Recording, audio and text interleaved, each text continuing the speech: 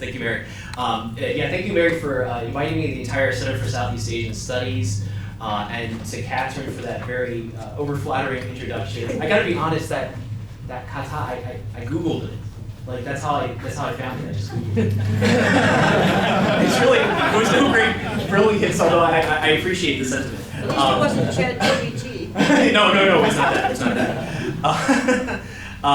And thank you to all of you for being here to listen to my talk, Holy Things in the Spectre of Syncretism. So this talk is going to be about my new book called Holy Things, which just came out with Oxford University Press a couple of months ago. So before I get into the subject matter of the book, which is indeed Holy Things, and I'll explain what that means in a second, I want to talk a little bit about the methodological background and where I'm coming from. From my discipline, which is religious studies, because this is something that is not necessarily shared by everyone in the room, since this is an area studies, a program that we're speaking in today.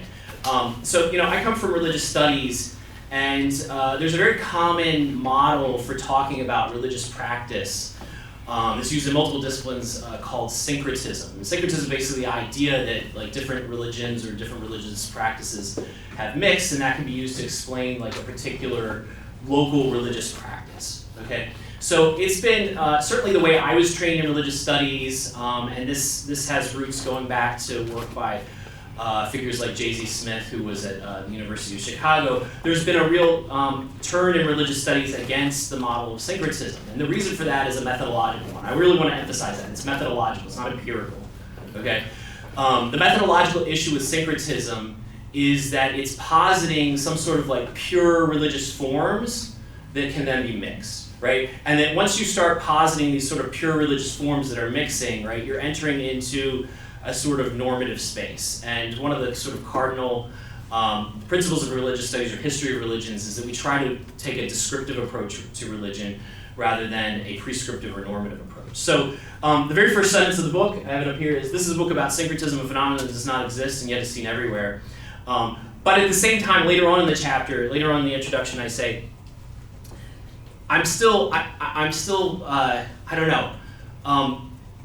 I want to acknowledge the pull that syncretism has. It really does. I mean, this might sound really geeky, but it's true, right? Within the academic study of religion, there's this pull, this looks like syncretism, this looks like syncretism. So I asked the question, if syncretism is so wrong, then why does it feel so right?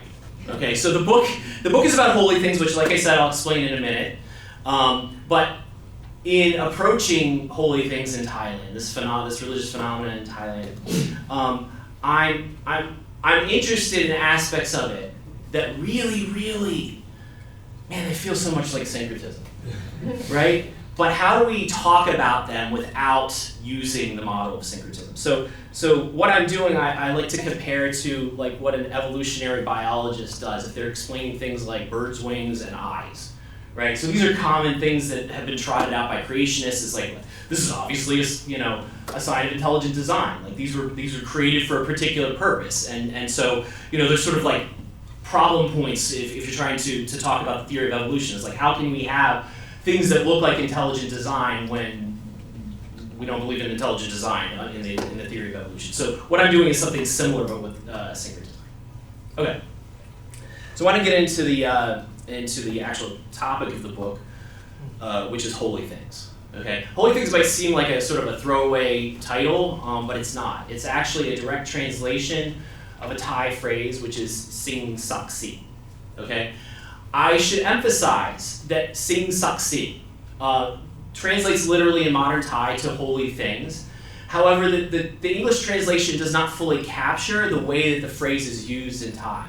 Right? In English, if you say holy things, it just sounds like you're talking about random things that are holy. Right? That's not what it means in Thai. Right? It's not just random things that are holy. It is at least conceptually, a group of specific famous objects, and this normally includes certain images and shrines, okay, that have a reputation for granting boons because they are saksit or holy, okay? So it's more specific than the translation holy things would imply, okay? And what's important about the practice that I'm looking at is something that in Thai is called Gan Bon Ban San Gao, Okay, and I'm gonna explain that practice here step by step.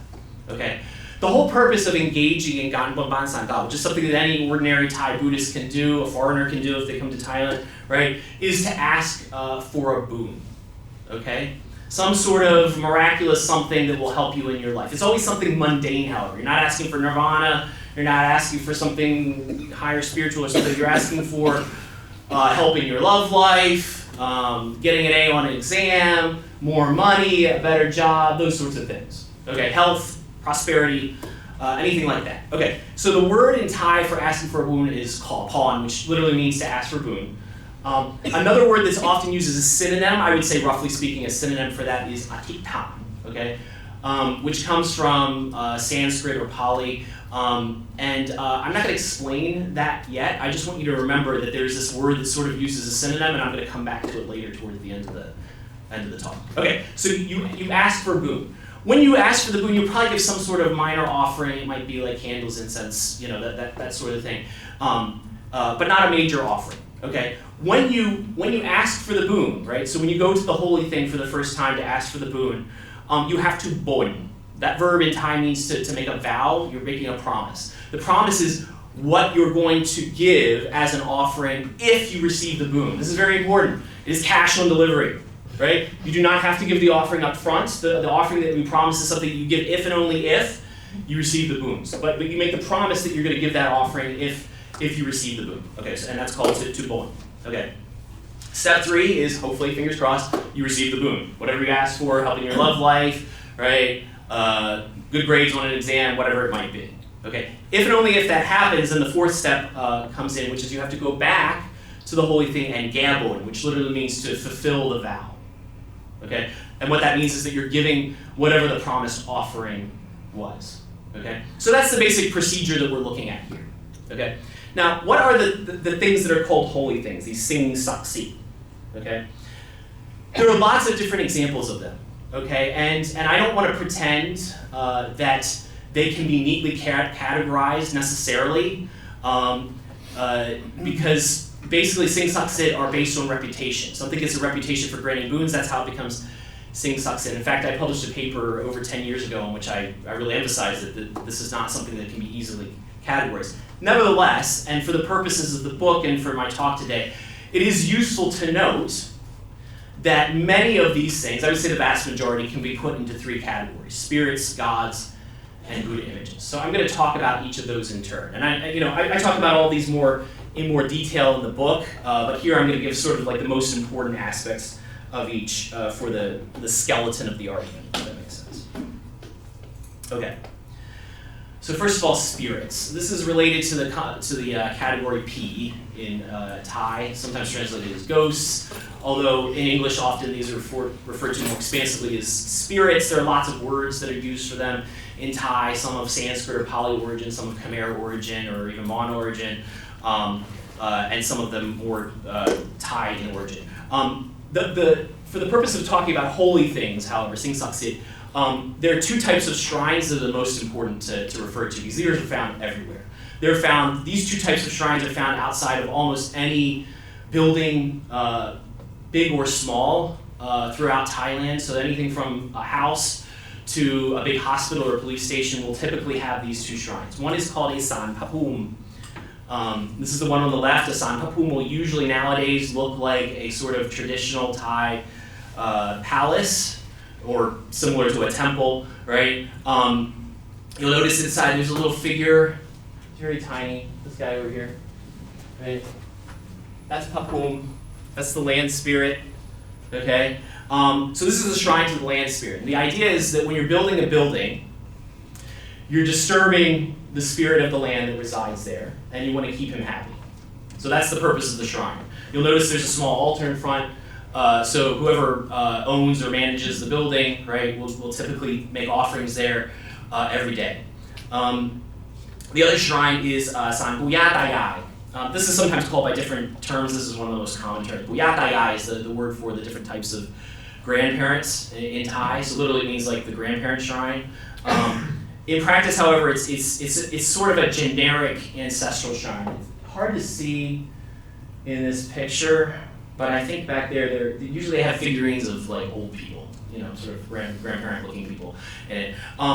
I should emphasize that it's actually very similar to the land spirit shrine, except it's directed towards the spirits of deceased people. It's not really a lineage shrine like in Chinese practice, where you're talking about your own family lineage. It's more generically like there are people who've lived in this building or in this land in the past, and those spirits, again, you want to keep them happy, and so that's why you have a shrine to them. And you can't see it in this picture, but there's also an altar in front to make offerings every day. So typically you would make offerings every day to make sure that nothing bad happens to your house or your building, right? You don't want to have a flood, you don't want it to burn down. That's why you make offerings every day. However, you can also go to Ganbo Mansangla, which is if you have a specific request, you could ask for that. You can call upon and ask for a specific mundane boon. Okay, so that's spirits. Let's talk about gods. Okay, so increasingly since the 1950s, you see outside, not outside of small buildings like houses, but outside of larger institutional buildings like schools and hospitals, government buildings and so forth, and certainly hotels, which I'll get to in a second, you see shrines to gods, typically Indic gods. The two most common are probably Brahma and Ganesha, okay? And they all can be traced, in a sense, back to one particular shrine, especially the Brahma shrines, back to a shrine called the Erawan Shrine, which is located at the Rakasong intersection in Bangkok, not very far from Siam Sapue, so the major shopping district. Okay, this is what it looks like today. Well, a year ago, I took this picture a year ago. But you can see it from the air. So the shrine is attached to the Erawan Hotel. Okay. And I'll give you briefly the story. So the Erawan Hotel was not this one. They tore it down and built a new one, but and I think they got bought out. But the original Erawan Hotel was built in the 1950s. Okay, and it was one of the first really big sort of luxurious hotels in Bangkok at the time. And so according to the foundation that runs the shrine, they said that when they were building the hotel, there was a desire to they could do the ordinary spirit shrines, but there was a desire to have a bigger, better shrine for a bigger, better hotel, basically. And they consulted with an astrologer who also happened to be an admiral in the Navy, and he ended up suggesting Brahma, okay, who has a fairly high importance, I would say, in Buddhist scriptures, in the Theravada Buddhist scriptures. And so they ended up building a shrine to him. Now, there are lots of popular stories about how the people were dying there, and that's why they had to build the shrine, so that they could complete work on the hotel. I've been told that that's not really true, but it doesn't really matter because that's what people believed. And that has to do with how the reputation for this shrine grew. So in any case, what happened is after the shrine was built, this Brahma got a reputation for granting boons, right? And people would go to him with this Ganbo Bansangla procedure that I already described, just as they would with an ordinary spirit shrine. And he got a reputation for that. So this shrine is very, very popular in Thailand today. People come from, Bangkok residents come regularly. People come from all over Thailand. People come from all over Asia, especially Taiwanese tourists particularly like to go there. There are several copies of this Brahma. Well, as I was saying earlier, you see Brahma shrines outside of major buildings in Thailand almost everywhere now. There are also several outside the country, several in Taiwan that I've seen personally. I saw one in Boi Pet in Cambodia. There might be others in Cambodia. It's just one that I've seen. There's one at Caesar's Palace in Las Vegas. I actually don't. I should find out the story behind that. But there's one there. I've seen it. I saw it on my honeymoon actually. I was a poor grad student. Don't judge me. So I was living in Santa Barbara. It wasn't very far. So anyway. It's a very, very popular shrine. If you see here, this is the way the shrine looks. The Brahma statue is right here in the middle. This green roof sala, this is where there's a traditional Thai dance troupe. So one of the ways that you can gamble is to hire the dance troupe to perform a dance for the god. Okay. Yeah, I think that's all I want to say about Brahma at this point, although I'll come back to him later on. So the third category of holy things, the third major category of holy things is Buddha images. Okay? I should emphasize here, when I say Buddha images that are seeing saksit or holy things, this isn't any old random Buddha image. These are specific Buddha images that are typically, relatively old, on the order of 100 or hundreds of years, right? That have their own names, in a sense, their own biographies, and their own identities and their own individual reputation for being saksit or holy, and therefore efficacious in granting boons. Okay. Now, the one that I focus on in the book, and it's sort of representative, there are many examples of this, but this is one in particular that I'm familiar with, is Luangpa Soton. Now, Luangpa Soton the name sounds kind of like the name of a monk. Luangpa is a common epithet used for monks, okay, although it's also used for famous Buddha images, as in this case. Luangpa Soton is located at Wat Soton in Chatheng Sao province, not very far from Bangkok. Very, very popular Buddha image. With a reputation for granting boons. People, will, again, it's the same thing as all the other cases. When I talk about boons, I'm talking about mundane boons, right? People are asking for help in their love life, help with their health, help with getting a good grade on the test, those sorts of things. They make a promise to give a certain offering. Luangpa Soton has a reputation for liking hard-boiled eggs, okay? So there are thousands and thousands of hard-boiled eggs. Last time I was there a year ago, they moved them outside, which is probably good because the time I've been there before that, about 10 years ago, they were inside. It smelled to high heaven. You can imagine the humidity in Thailand and all these eggs that smell like sulfur. But just thousands and thousands of eggs as people come to Gabon to fulfill their vows to Luangpa Soton for fulfilling the vows that they made or the boons that they asked for. Right? There's also a traditional Thai dance troupe that you can hire to basically perform a dance for this Buddha image, just like with the Brahma statue that I talked about earlier. This has been progressively moved further away. It's actually not even on the temple grounds anymore. It used to be. When I was there like 10 years ago, it was on the temple grounds. I think originally it might have even been like very close to the Buddha image. Now it's in sort of like a separate building across the street. But this is a tendency, I think, with a lot of like really popular famous Buddhist temples in Thailand, is that there's a lot of management to sort of like, manage the crowds, and also I think in a sense the aura that is lent to a particular Buddha image in terms of like what popular practices are happening where. Okay. So now that I've explained what holy things are, sing saksit, right? Let's ask. So is this syncretism? And before I get into the things that are, like the bird's wings and the eyes, right?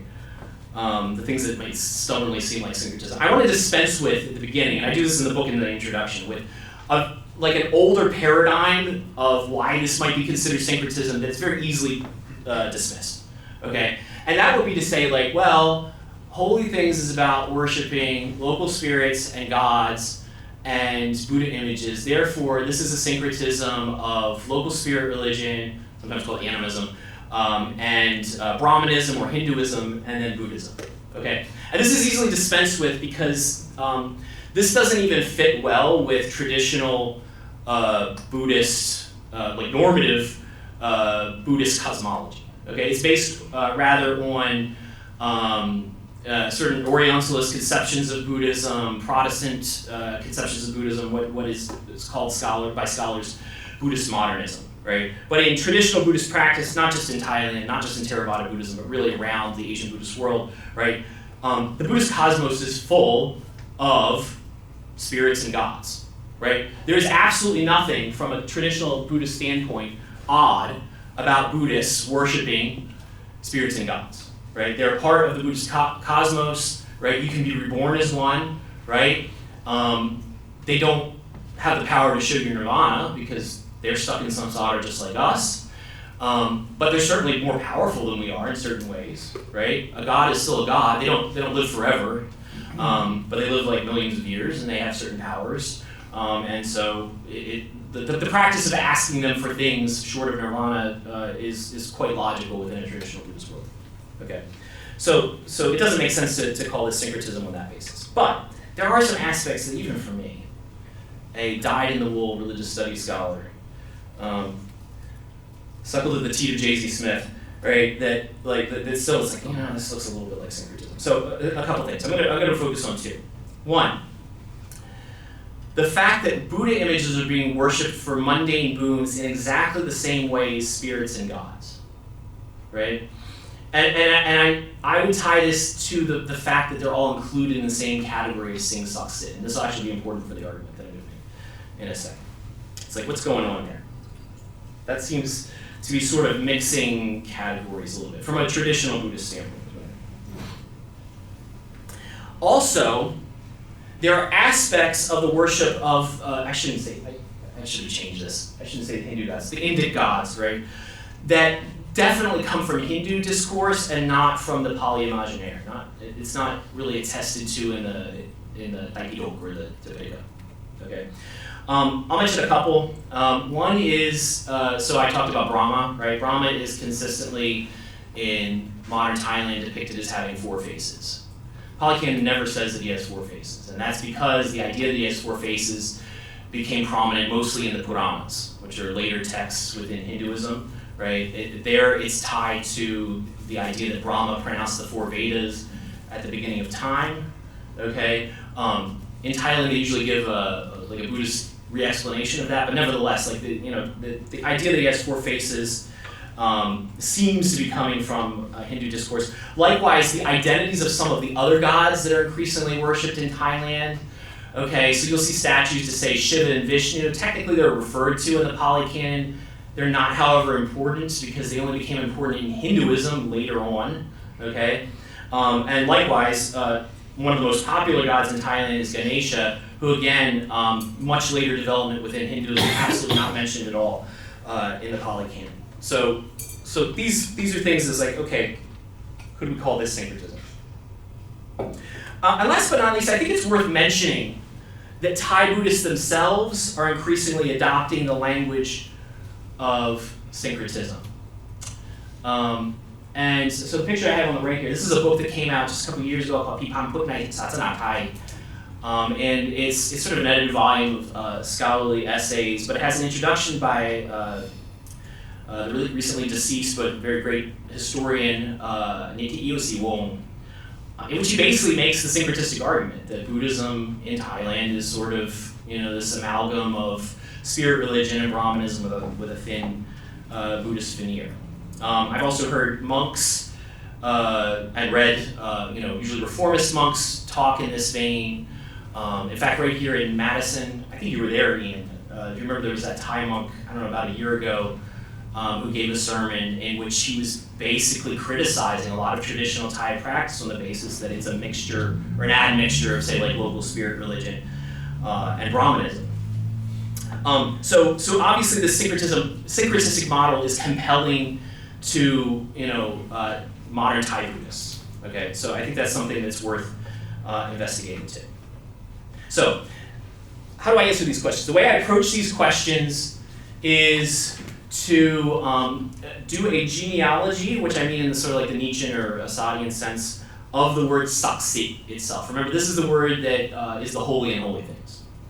Okay, and the way that I did that is I put together a corpus of Siamese texts going back to the Sukhothai inscriptions all the way up through the works of Sun Tuan Pu and shortly thereafter, around it's the early 19th century, that I thought would be representative of the way in which language was used prior to how do I put this? The sort of great translation that took place not just in Thailand or in Siam, but really around the world as colonial regimes were encountering local languages, and there was a need to translate modern Western vocabulary into those indigenous languages. Okay, so what I found is, and I'm just going to call them pre-colonial texts just for convenience, is that in those texts the word saksit does not mean holy.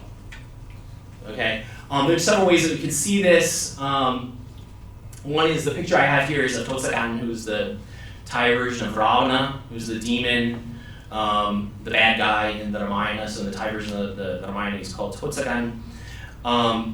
And he's repeatedly referred to in the Thai Ramayana which itself is, in the version that we have, relatively late from the Bangkok period, and he's referred to as saksit.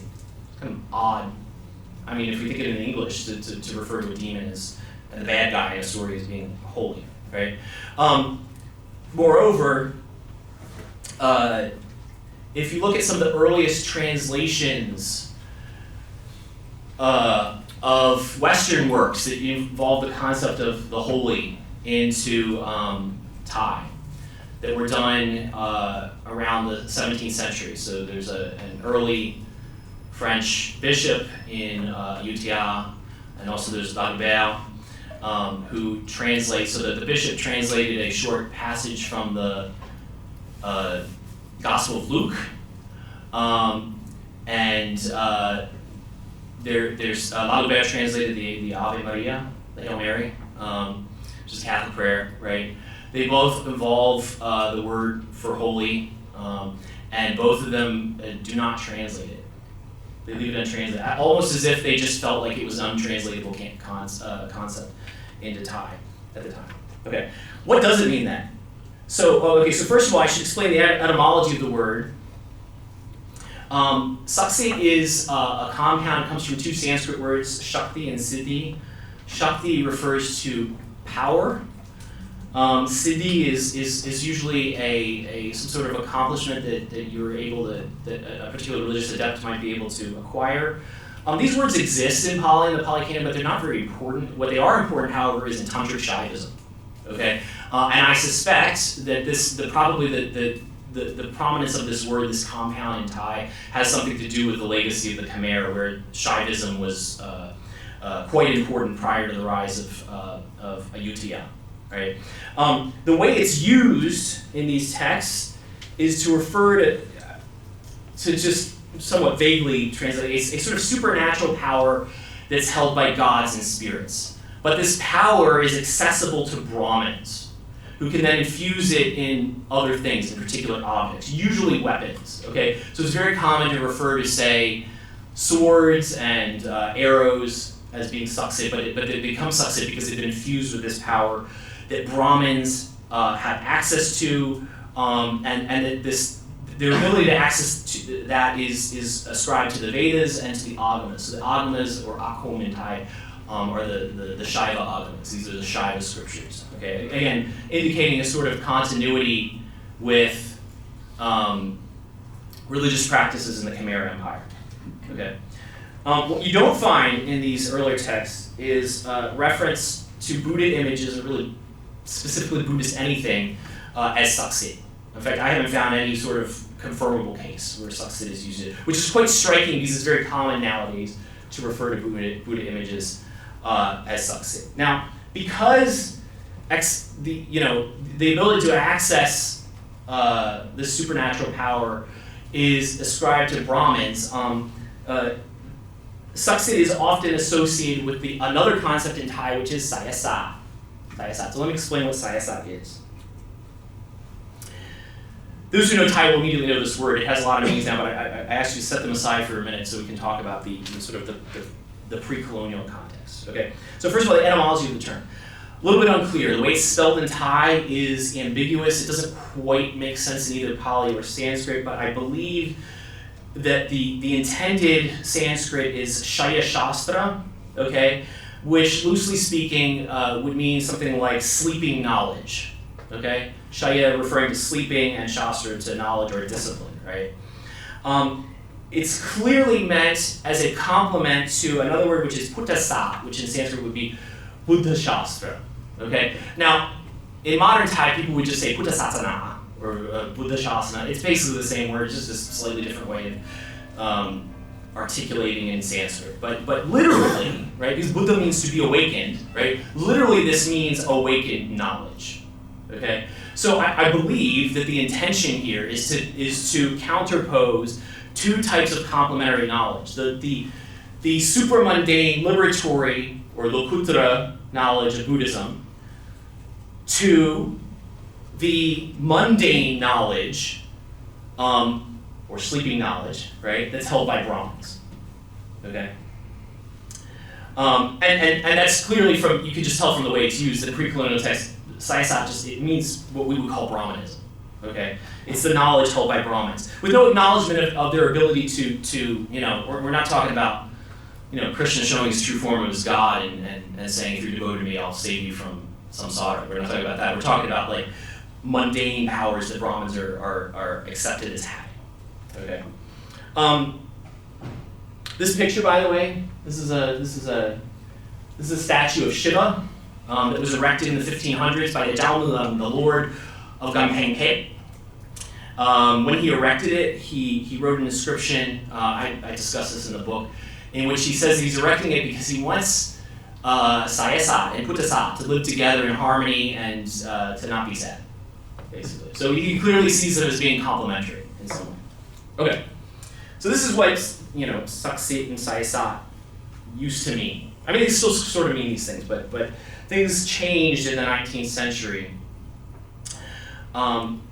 through a series of colonial translations, right? Just like in every country in the world that was either colonized or like Siam, sort of crypto or semi-colonized, internally colonized, whatever word you want to use, right? There was a massive effort to translate modern Western concepts into the indigenous language, right? So, for example, the word shasana, I'm giving the Sanskrit form in Thai, satana, was chosen to translate religion.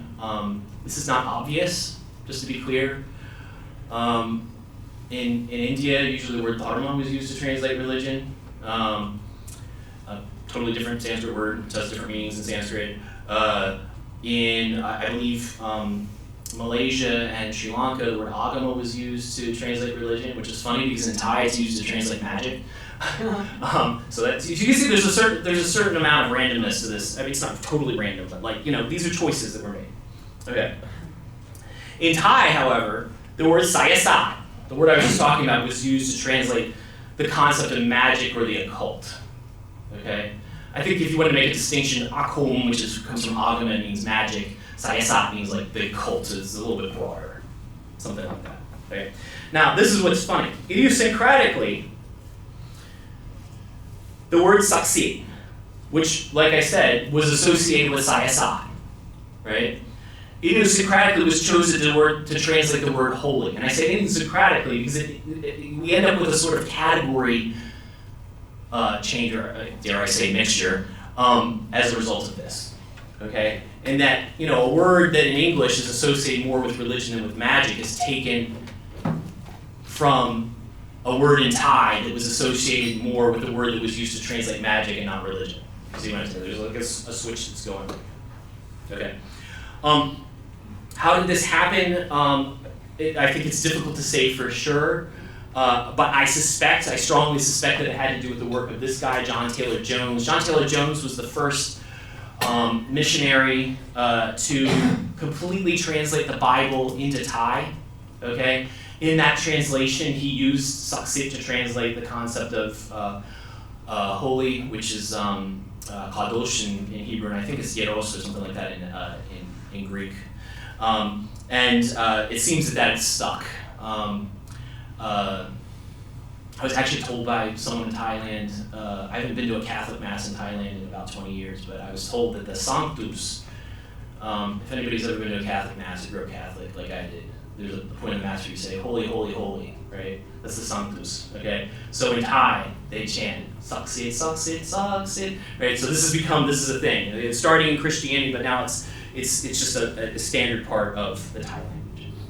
Okay, so I've completed the genealogical part of my study. Okay, so now we're at the point where I'd like to start answering some of the questions that I raised. Okay, I'm going to talk about the issue of Indic gods and how they're portrayed first.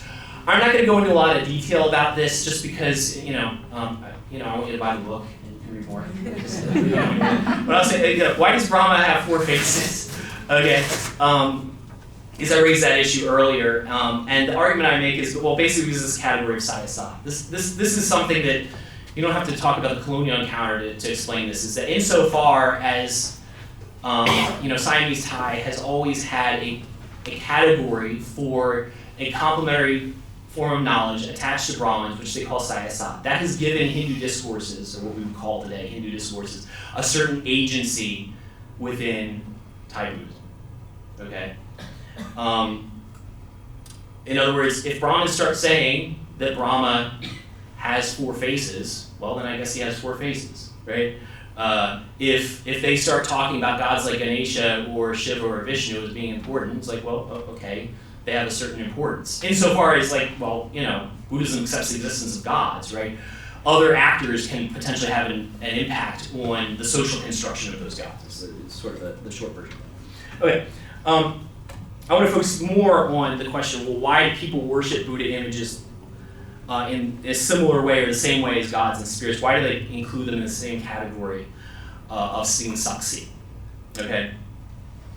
Now, to answer that question, we actually need to take a step back. So we take a step back and talk about, well, how were Buddha images worshipped prior to like modern, post-colonial times? Okay. And I actually want to go back sort of to the beginning. Okay, I'm going to give a nice long quote here from the Linda Banha. This is a Pali scripture. It's usually considered either to be canonical, a late canonical text, or a paracanonical text. But in any case, it's important to the history of early Buddhism. So we're talking, this is about 2,000 years old. This comes from the early history of Buddhism in India.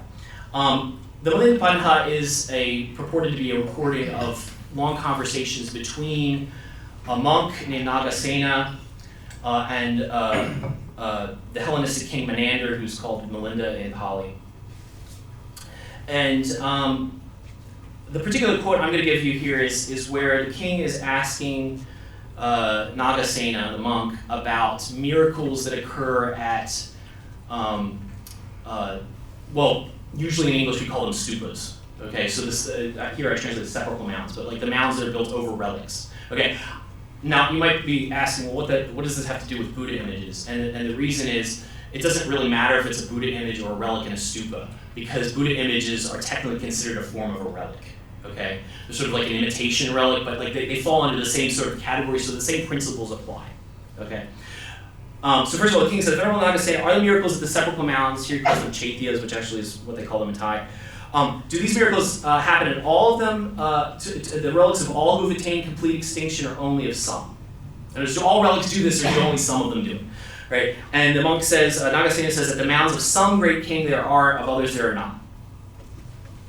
And then the king asks, which ones have miracles, which ones don't? And Nagasena says, great king, due to the resolution of Hitana, remember this word? Okay? This is the word that I told you is used as a synonym in Thai, roughly, for call upon, to ask for a boon, atitan. Sometimes it's just translated to pray. Okay? It's a concept in Pali, right? Translated often as resolution. And what it means is you basically make you resolve. It's not a resolution like a New Year's resolution exactly. It's more like you resolve to use a certain amount of your merit, either presently existing or sometimes in the future that you're going to gain, for some purpose, which is going to attain some miracle. Okay, that's what this passage is about. Is explaining like how miracles can happen within a Buddhist framework. Okay, so he says, great king, due to the resolution or atitan of 3 types of people are there miracles at the sepulchral mounds of those who attain complete extinction. Which 3? Here, great king, an Arhat, while still alive, out of compassion for gods and human beings, resolves, let there be miracles at the sepulchral mounds named such and such. Under the influence of his resolution, there are miracles at his sepulchral mount. And further, great king, divinities, gods, out of compassion for human beings, display miracles at the sepulchral mounds of those who have attained complete extinction.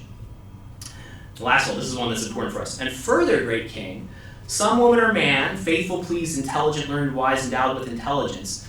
Translation of that is Joe Schmo Buddhist. Just random Buddhists going to the stupa, right?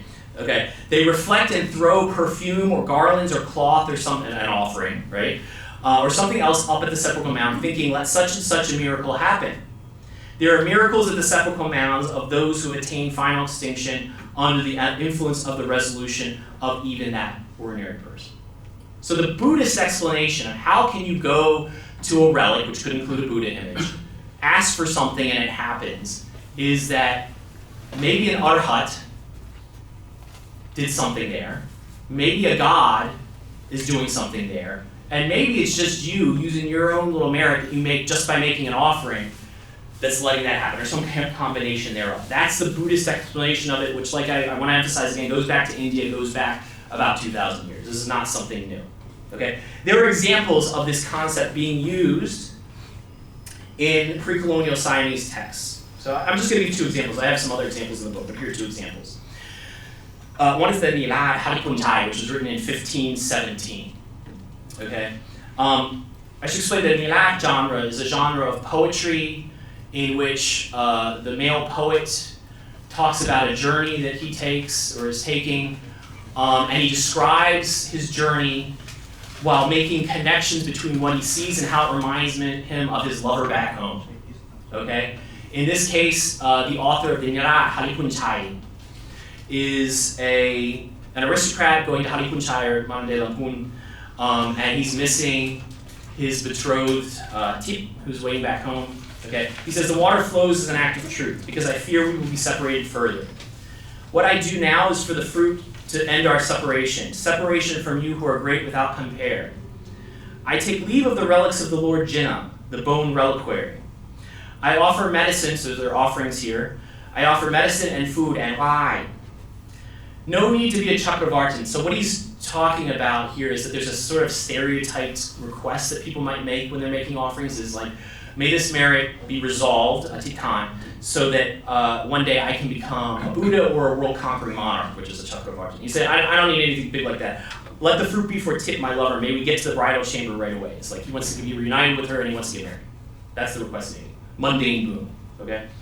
The other example I'm going to get here is a Sukhothai inscription from the 14th century. This one is about some monks who are looking to repair a stupa at a temple that's sort of fallen into disrepair, and they need to find some lime to be able to do that.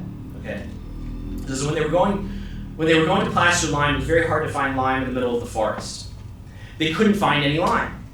So Lord Kasi Rajachulamuni resolved in this way: if I will truly attain omniscience and become a Buddha, then may I find lime. So he's sort of like taking out a loan on his future merit, right? Like, if I ever, it's also an act of truth, which I don't have time to talk about today, but that's also an operative principle here. Okay. As soon as he resolved this, again, the word is atitam, at that very moment in that spot, there appeared a swell of lime. Moreover, it was quite excellent. They took it to plaster the reliquaries, both new and old, and then used it to fix the stone Buddha images that were broken, and there was still lime left over. So he must have had a lot of merit there, right?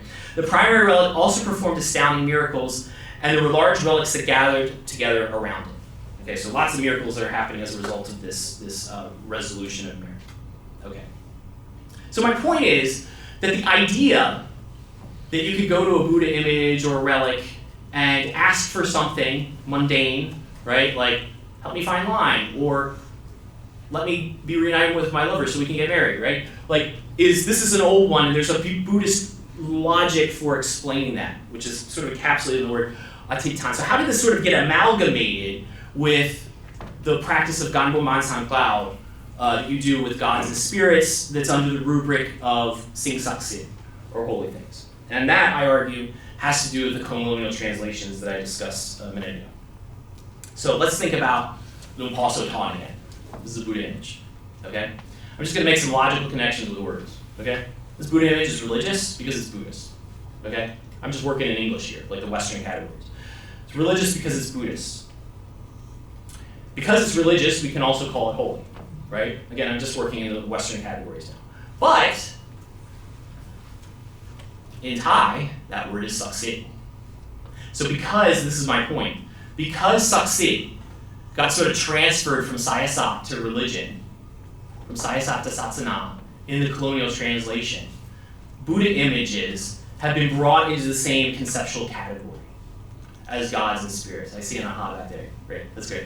I want to see the light bulbs go off. Because of that, they've been subsumed under the same category. And so their similar practices have sort of become amalgamated in this sense, because you could always ask Buddha images for boons, right? You could always ask gods and spirits for boons. It's just now there's a new language that makes it look different, or in a sense the same, which is different than before, because of that.